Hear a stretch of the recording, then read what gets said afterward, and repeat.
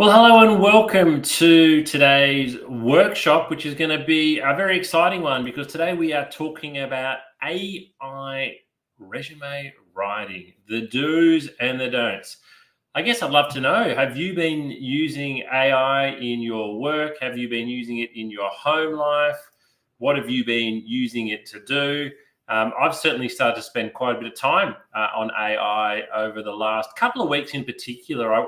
I wouldn't call myself an early adopter to AI, but I saw a presentation at a conference a couple of weeks ago around the possibilities of some of the things that it could do. And I've certainly started to use AI a lot more over the last few weeks, and I've really got to enjoy it, to the point where I did a poll on LinkedIn today where I asked when you're using AI, whether it's Bard or ChatGPT or Gemini, are you actually using manners? Are you talking to it as if it's a real person? I opened up Gemini this morning and was doing some stuff, and I actually typed in "good morning," and it replied. It said, "Good morning. How are you today?" And I find myself saying "thank you" when it comes back with some useful information. So, it certainly is a very interesting space. Recruitment, like most industries, has been impacted and will be further impacted by AI. And you as a job seeker, you as a job seeker can certainly use AI to your advantage, but using it in the wrong way means you're going to be using it to your disadvantage. So that's what we're going to go through today. I'm going to share with you some of the do's and don'ts, particularly when it comes to resume and cover letter writing. So that's what we're going to be, going through today. Just a little bit of webinar housekeeping to start things off with. I am streaming to you live today, wherever you're watching me around Australia or the world, whatever platform you're on. If I do drop off for any reason, if the internet drops out or we have a blackout, I'll rejoin as soon as I can. So if my screen goes black, don't leave. It only happens once or twice a year, and hopefully today is not the day. Feel free to ask lots of questions. Wherever you're watching this again, you'll be able to type in some questions. You'll be able to type in some comments. And so I'd love to hear from you. And particularly at the end of the workshop, we'll take additional questions. But if you want to put questions to me live as we're going along, I'd love to answer those. And I'd really encourage you to take notes. You will be able to watch a recording of this workshop. It'll be on our YouTube channel. But when you're learning or hearing about something for the very first time, it actually strikes you in a different way. So if you hear something today, I'd really encourage you to note it down and what you thought about it the first time that you heard about it. But a little bit about me, your presenter. My name is James Whitcomb. I'm a director at a recruitment agency called Smart Recruitment, where I've been since 2005. In November this year, I'll hit my 19th year at Smart Recruitment. Over that time, I've conducted over 3,000 interviews, over 600 group assessments, and placed over 1,000 people into jobs. I would have read well over 100,000 resumes, might even be 200,000 resumes. It's really hard to tell. I've seen wonderful resumes. I've seen terrible resumes. I've seen great candidates with terrible resumes and terrible candidates with great resumes. And I've certainly learned, how to help coach and guide individuals to create a resume that stands out and gets attention. And I launched the Candidate Coach, the platform that we're meeting on today, back in 2019. I was at a conference recently. It was at a recruitment conference for the RCSA, which is the Australian Association of Recruiters, and there was a presentation from one of the major job boards, and I won't say who it was, but they shared this stat, which is really, really interesting, that by 2025, which is only a couple of months away from now, 50% of resumes will be AI generated that are on that platform. So that really got me thinking. We're not just talking about a small, technologically advanced, tiny proportion here. We're getting towards 50% of candidates are going to have resumes that are AI generated. And so what that really means is that a lot of you out there are probably playing around with AI at the moment and trying to find ways, to best use it to make sure that it's working really well for you. And to make sure as well that you're doing what you think is right in terms of putting forward an application that is that is going to work best for you. So what we're going to do today is, we're going to talk about, all right, we've got this great tool. It's a bit like the internet, right? It's a great tool. We can use it kind of for good, that can help us, or we can use it in a way that's going to be unhelpful. And so many candidates, I think, are a little bit unsure around how AI is going to help them with their resume and cover letter. I think we've already had, a couple of waves of people, just getting ChatGPT to completely rewrite their resume and to completely rewrite their cover letter. And in many ways, that hasn't been working because, while it might seem like a good idea at the time, it's not appropriate. It's not customizing applications yet in the way it should be, mostly because people aren't putting in many of the good prompts.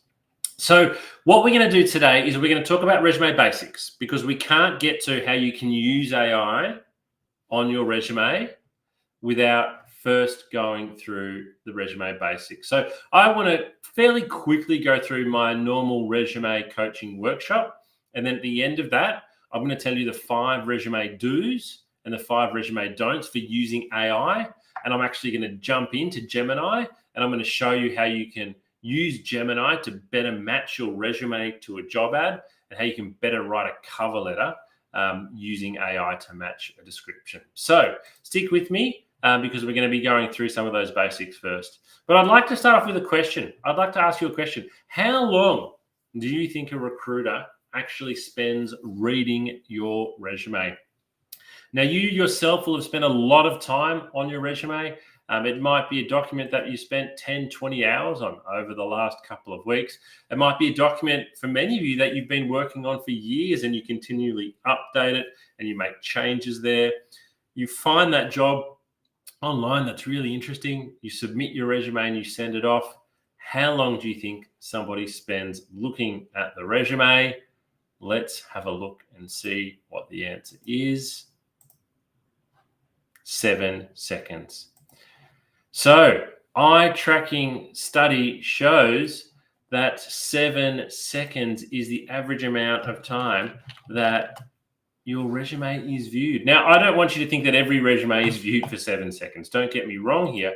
But what the article shows is it's at that 7 second point where the person reading your resume decides whether to keep going and go deeper into your resume, or literally move on to the next one. So you've got 7 seconds there really to make an impression. So that's something that I just want you not necessarily to keep at the back of your mind. You need to keep this at the front of your mind whenever you're designing your resume, because if it doesn't draw attention and get a good response in the first 7 seconds, then no one's going to read any further. So let's have a little bit more of a detailed look at what this article said. So recruiters spend, and I'm looking over here because this is my share screen. Second dot point, resumes that succeeded in capturing the recruiter's attention featured simple layouts. So I want to keep things simple with clear sections and heading titles. Resumes organized by the E or F pattern reading tendencies also did well. So the E or F pattern, I want you to imagine a whole sheet of paper and a really big capital E that takes up the whole page. So, or a really big capital F that takes up the whole page. What that means is all of the, the key points are coming off from one side. That's the E or F pattern. Especially when they utilize bold titles and bulleted accomplishments. So we want it well-spaced, well-organized, bold title, bulleted accomplishments, well-sectioned. Resumes that did not fare well were hindered by cluttered layouts, a lack of white space on the page. So we do want some white space, multiple columns and long sentences. A lack of section or job headers also turned off recruiters, as did text that didn't flow or draw the eye down the page. So there's quite a little bit, isn't there, really, in those couple of dot points there. So I want you to have a quick think and ask yourself, is that my resume? Is that how I've laid out my resume at the moment? Do we have bold headings and bulleted accomplishments? Is it simple and easy to read? Because when we go back to that 7 second rule that is actually happening, you need for that information to be able to jump off really quickly. So you need the recruiter to be able to look at your resume and find the key information that you want them to see very, very easily. what this particularly means for me is that your first page is worth 99% of your resume. I actually don't mind whether your resume is 1, 2, 3, or 4 pages. What I really care about is making sure that page number 1 is where you focus pretty much all of your attention, because there's no point having the good information on page 2 because no one's getting to page 2 inside of 7 seconds. And if you put the good information on page 2, nobody might even get to it or know what you've achieved. So let's actually talk about what is a resume. Well, a resume is a factual account of your employment and study history. We say factual because it's got dates and times and locations and events, but it also needs to highlight your skills and your abilities and sell you. Your resume has to sell you. Sell, sell, sell. So what I'd really like to get across to you now is the importance of your resume being, it's basically a marketing document. Your resume is, it's an advertisement for you. It needs to really highlight everything that's good about you. Now, I want you to think about, when you might be looking for a property to rent or buy, you see wonderful photos that are well positioned. You read the description and you think, this is amazing. Look at how well they've described everything else here. So what you need to do is to think of your resume in that way. This is an advertisement for you. When you drive past a bus stop and you see an advertisement, that's your resume. When you see a billboard, that's your resume. When you see an ad online, that is your resume that you need to change your mindset away from it's just black words on white paper to it's an advertisement. It needs to sell you, and it needs to want somebody, the reader, to pick up the phone and give you a call. So let's talk a little bit more about that then. Well, that's my question to you. If you're watching this today, have a think. Does your resume actually sell you? Is it highlighting the very best achievements that you've made? Is it highlighting the best parts of your employment history, the best parts of your study history, the best parts of your extracurricular activities? Can I read your resume and know what your achievements and greatest moments in your career have been to date? And are they on the front page? And can I read them in the first 7 seconds? If the answer is no, then we've got some work that we need to do. Your resume is you on paper. It's an advertisement for you. It needs to promote you. It needs to sell you. So if I can only get one message across to you today, because I know that in the second half we're focusing on using AI, this is what your resume needs to be. And I see far too many resumes that do not sell the candidate. And when I then maybe interview the candidate, I find out all this other information that is wonderful, but it wasn't on their resume and they probably only got through to interview based on a fair bit of luck.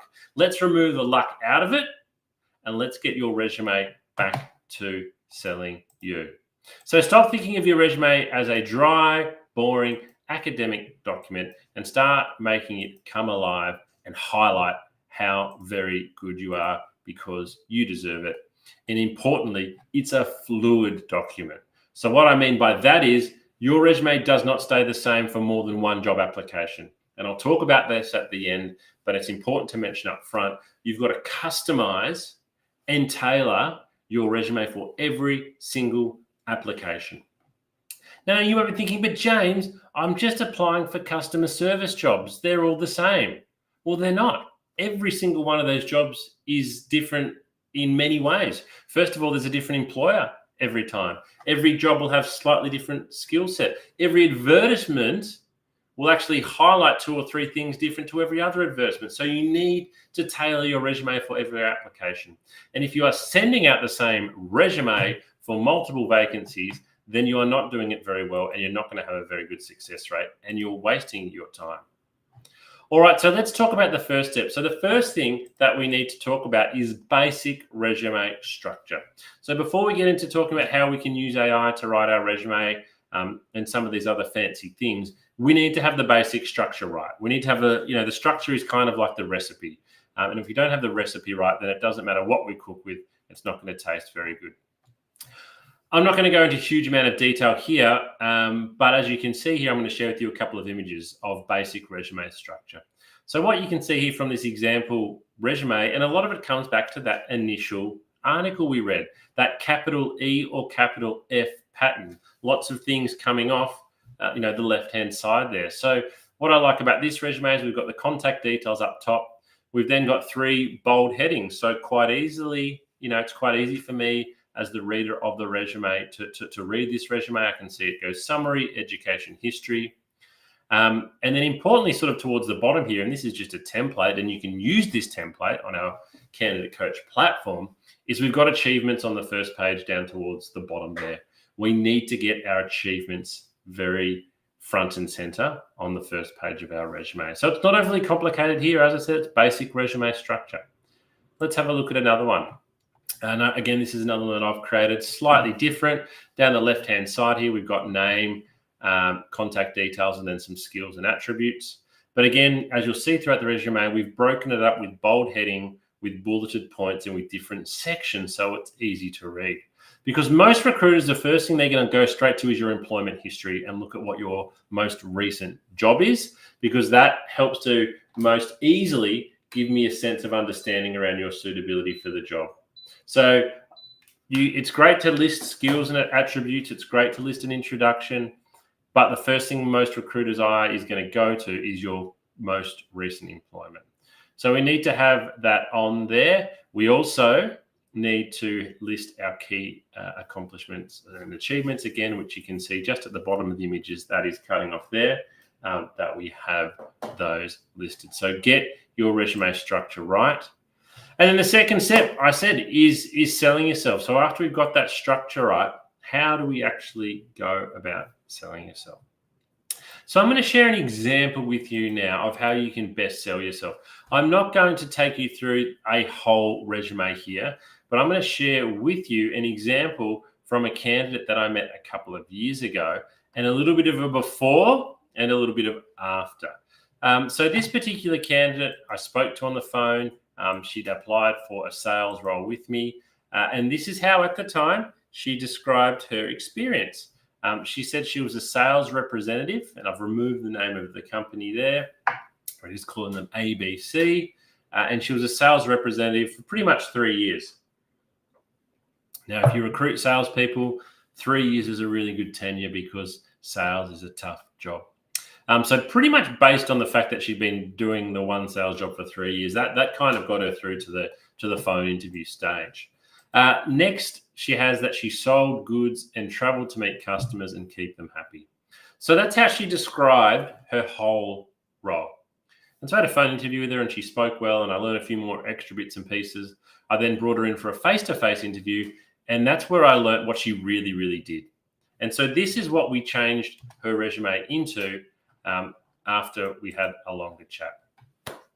So the first thing you'll see there is we've got bold headings. So we've got primary responsibilities, and then we've got achievements. Now, I've probably gone a little bit longer than I'd normally recommend here with responsibilities. We've probably got 9 there. I'd probably recommend 6 or 7 now. So maybe not as many as we've got here. But you'll see we've called it primary. We can't list every responsibility here. You just really, really can't. What you need to make sure you're listing on your resume are the responsibilities that are most relevant to the job you are going to. And this is why you need to continually update and rotate and rewrite your resume. Even if you're going for 10 different sales jobs, there's 10 different advertisements there, and each advertisement is going to highlight something different. So, for example, let me just do one quick example. The third last dot point under responsibilities is attend at least 3 new business appointments per day.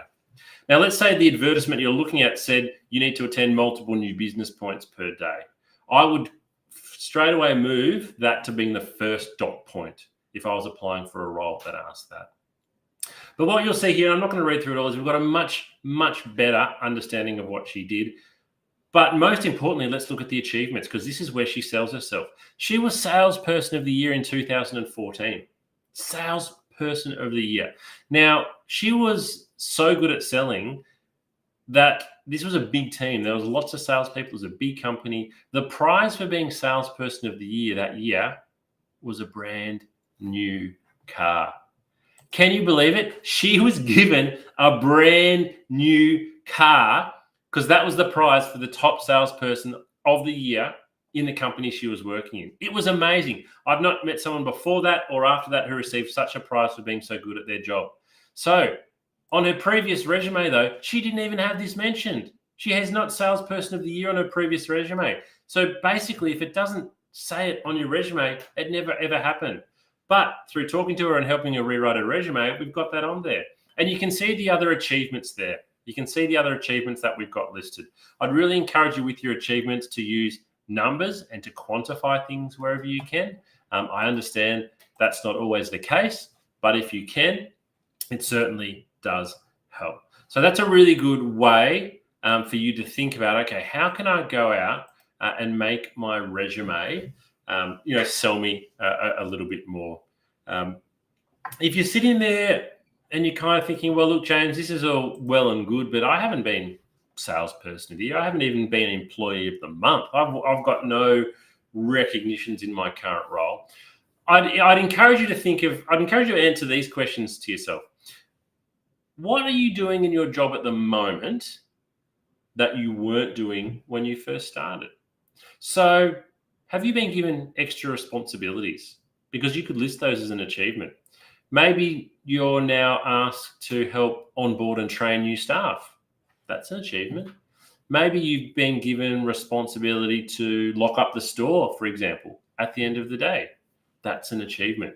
Start to think of those things. What are you doing now in your job that you weren't doing when you started? You can list those as an achievement.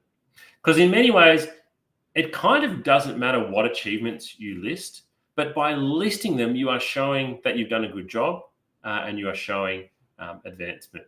Now, one resume I saw listed as achievement, regularly asked to take extra shifts.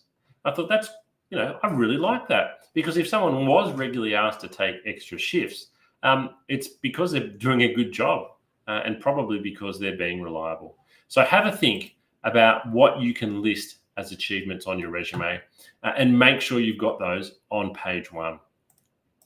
The third step to creating a great resume is to make sure it's visually appealing. So again, I don't necessarily say that black words on white paper are bad, but it's 2024 now. And so there's so many great opportunities for you to have a resume that's visually appealing.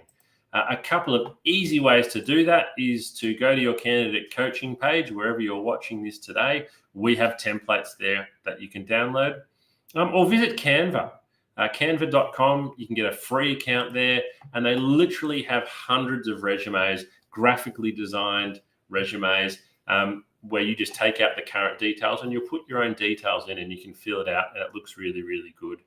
Probably the only thing to consider with some of them, particularly with Canva, is that you will then normally download that in a PDF format, and many jobs might ask you for a Word resume. So you then might need to go and find another tool that converts it from PDF to Word. But there's lots of cool tools out there that you can use to make your resume look good, look sexy. Fourth step, and our last step before we get into how we're going to use AI, is you've got to change your application for every resume. The candidates that I see that send out, have the lowest response rate are the ones that sadly have sent out 100 resumes in the last 2 weeks, but they've sent the same one resume to every single job. Instead of sending 100 resumes, I would encourage you to send 5 resumes. Spend the same amount of time tailoring your application to 5 jobs as to sending the same resume out to 100 jobs. And I guarantee you that overall, you will get a more quantitative and a more qualitative response by tailoring your resume. All right, so let's get into talking about AI then. So using AI to improve your resume and improve your cover letter. So you'll see here in particular, what I'm not saying is using AI to write your resume or using AI to create your resume. It's specifically the word improve, because I think AI can certainly help you with many of the individual or smaller aspects of your resume, but I certainly don't think that you can use AI to write your whole resume or write your whole cover letter. You might be doing that at the moment and you might be thinking, what's the harm? Well, there's not a huge amount of harm, but as somebody who reads a lot of resumes, we are now able to tell if something is completely AI generated. It does stand out. There's certain ways that the chat platforms write, and this is something that we all can feel from the recruitment side when somebody's submitted a completely AI generated response. And also there are tools out there at the moment now as well that you can subscribe to that will go and completely do your applications for you. So I want you to think about AI as a tool to help you write your resume and improve your resume, but not to write your resume. So what we're going to talk about are the 5 do's and the 5 don'ts. So what are 5 things you shouldn't use AI for with your resume? And then what are 5 ways you can? And I'm going to jump into Google Gemini, and we're going to do a little bit of a live demonstration on a resume and a job application to show you how to improve it. So let's start with the don'ts. Let's start with the mistakes that a lot of people make. So the first one is just what I've described then. They use AI to write their whole resume. They might upload their current resume or their LinkedIn profile and just say, hey, ChatGPT, can you please rewrite my resume? And then they download that and they think it's better than it currently is. That's a huge no-no because it's not tailoring it. It's not your words. You need to know what's on your resume. You need to have a very good understanding of what's on your resume because you're going to be asked about it all the time. The second one is don't expect AI is better than you. I think a lot of people think, I'm no good at writing my cover letter. I'm no good at writing my resume. I'll just stick it into Bard and it'll be better than me. 9 times out of 10, the answer is no. I think we use AI to be a little bit lazy with things like this. Or we just perhaps don't know what to do. So we think the computers are better than us, but don't expect it. It might be sometimes, but certainly don't expect that AI is going to be able to write a better resume and cover letter than you can. The third one is, and we've seen this a lot, don't expect AI to always be honest. So this is why you need to double check everything that you're taking from a large language model.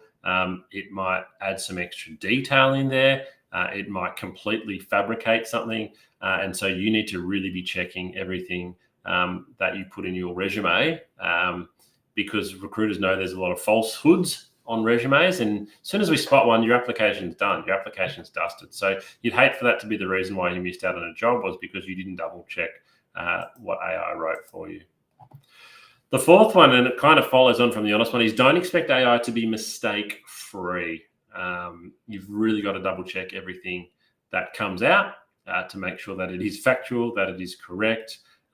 Normally the spelling and grammar is okay, but everything else that it said, make sure there's no mistakes there. And the fifth mistake, and this is probably one of the main reasons people use AI, is to be lazy. If you're using AI to be lazy because you can't be bothered, then it's not going to work for you with job applications. If you're using AI, as I'll show you in a moment, to do better research and to customize certain parts that you then rewrite yourself, it's fantastic. But it is a tool to assist you, like say a Canva is, like a spell check is, but it's not something that you should be relying on to replace you. And if you're viewing it that way, it's going to be no good. All right, that was the 5 don'ts for AI and resume writing. Let's look at the 5 do's. So the first one is, do use AI for initial guidance. So what do I mean for initial guidance? Well, we're going to jump out of my PowerPoint presentation now, and we are going to, as you'll see on my screen here now, I've logged into Gemini, and what I'm going to do in this demonstration is I'm going to ask Gemini, to give me some guidance on the suitability of my resume compared with an advertisement. So what I want to show you, and I've saved this one earlier, I've just got to find it now, is we're just going to jump onto Seek, and we are going to go, where do I find my saved jobs? Here we go. So there's a job on Seek at the moment. It is a store manager role, a retail store manager role for the Reject Shop in Waverley, which is in Melbourne. So you'll see here we've got an introduction to the Reject Shop. We've got an introduction to, a store manager role. We've got 6 or 7 dot points here on what your job is going to be. We've then got 4 dot points and a blurb on what you need to bring to the role, some information on what the Reject Shop is going to offer and the benefit. So we've got that there. I have also created a bit of a dummy resume that I've used. It's not of a real person. I'm going to show that to you now on your screen. So this is a resume that I've made up of someone called Job Seeker. You can see here that they've got a bit of assistant store management experience from a couple of different stores, a little bit of information there. So this is just a one-page resume that I've made up for the purpose of the purpose of today's exercise. So what we're going to do once we go back into Gemini is I'm going to say, let's start by saying, hello, Gemini. Always good to be polite. Get on the good side. Gemini's going to say, hello, what can I do for you today? So I'm going to say, I have a resume that I would like you to compare to a job advertisement that I have seen. Can you do that? So I'm being pretty general here. I'm being pretty general here. So I definitely can help you with that. So please provide me with your resume and the job advertisement. Okay, so I'm going to go down here to Gemini where I can upload. So I go to my drive. I've already saved these ahead of the workshop. So I have got, no, don't tell me it's going to be hard for me to find. Might have to upload them again. Recent, where's recent? That might help me.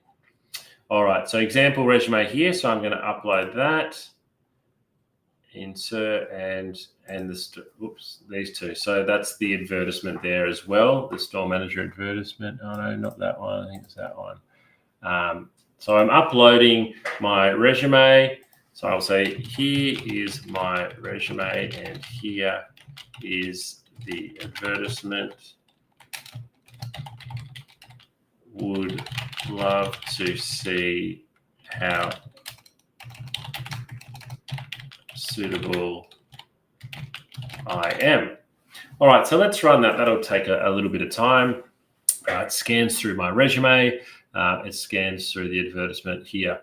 And as you can see, it's giving me lots of feedback. So what I said before is we are going to use this as initial guidance here. So I just want you to keep that in mind, that what we're doing here is we're going for initial guidance. We are not asking it to rewrite our resume or anything like that. So let's have a look at it. So it says, okay, I've got both your resume and your advertisement. Let's break down your suitability for this store manager position at the Reject Shop.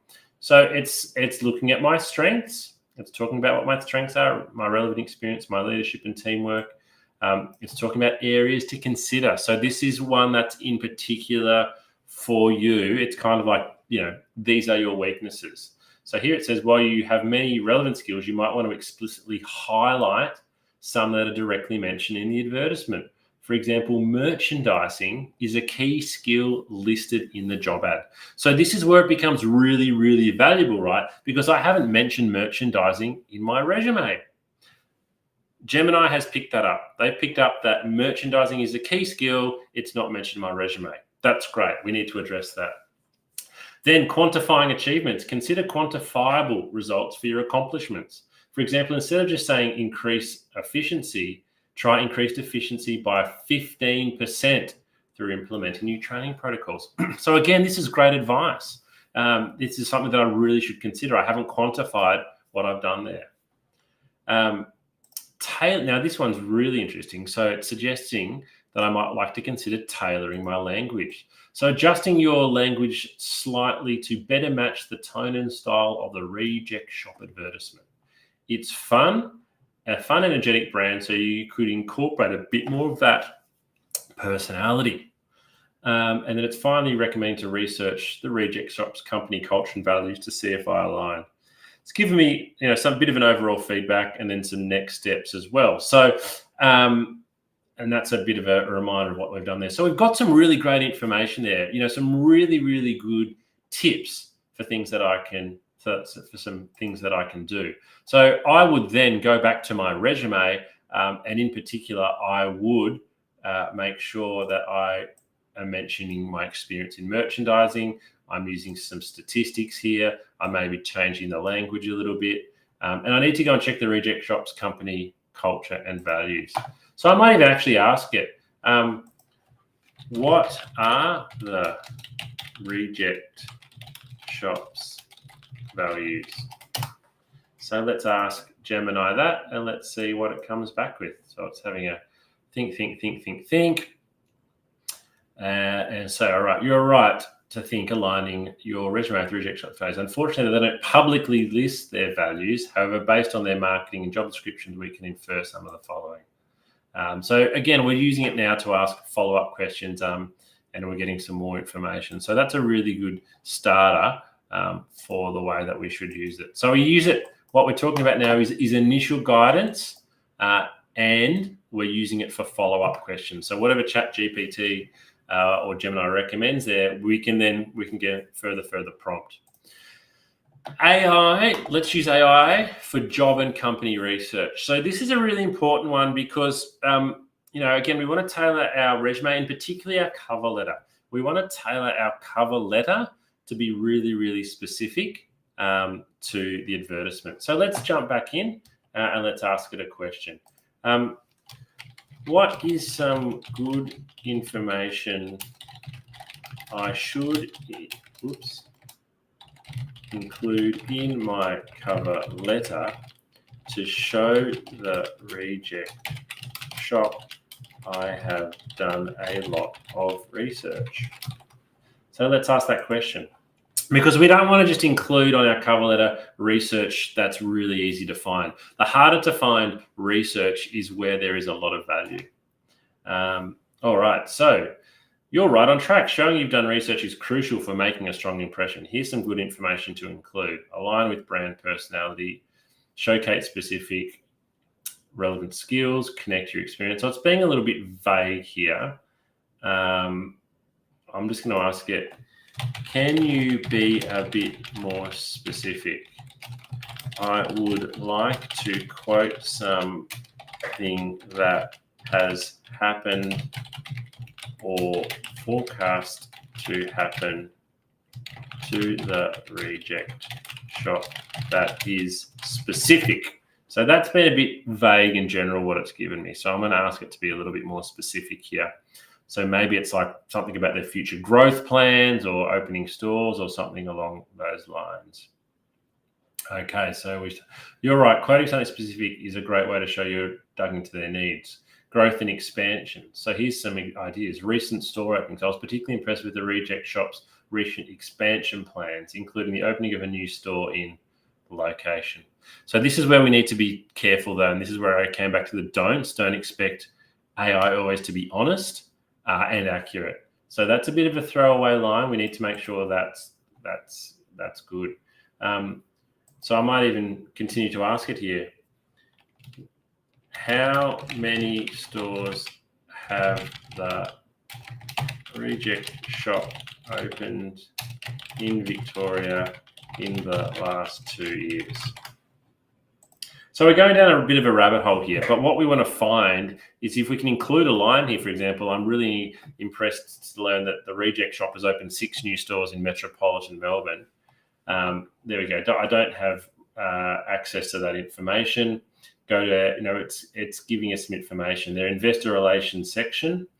So we might even do that. This is how we can get right down the rabbit hole. The Reject Shop's website, we're going to Google that, investor relations, financial report. We can download a financial report if we want. Let's download that. 10 meg. No, I'm going to download it to my desktop. Call it Reject. Reject Shop annual report. So we download that, and so what I can then do is I can then upload that back. So I can then go, okay, I've downloaded the Reject Shop's annual report. I'm now going to upload it into Gemini, And I might say I'm going to say from the annual report, find me 2 stats that I can include in my cover. All right. From the attached annual report, find me 2 interesting pieces of information that I can include in my cover letter to show I have done great research. All right, so what's going to happen now? I've got to wait for it to, sorry, it's still extracting. And sometimes this is where it can be a little bit time consuming because we have uploaded a 10 megabyte file. I think it was, although I've still got it here. So it's 71 pages. So we're going to ask Gemini to go through 71 pages here once it's uploaded it, and yeah, come back with 2 interesting pieces. There we go, it's uploaded. So let's run that. So while that runs, let's jump back into the slideshow and talk about some more of those do's. So what we're doing now is we can use it really, really well for company research in particular. And a lot of the research we're doing now is to assist with writing of our cover letter. We have another whole workshop on how to write cover letters. I'd encourage you to go away and watch. But what we're doing right now is asking for some of that specific information. So let's jump back and see what it's found for us. All right. Okay.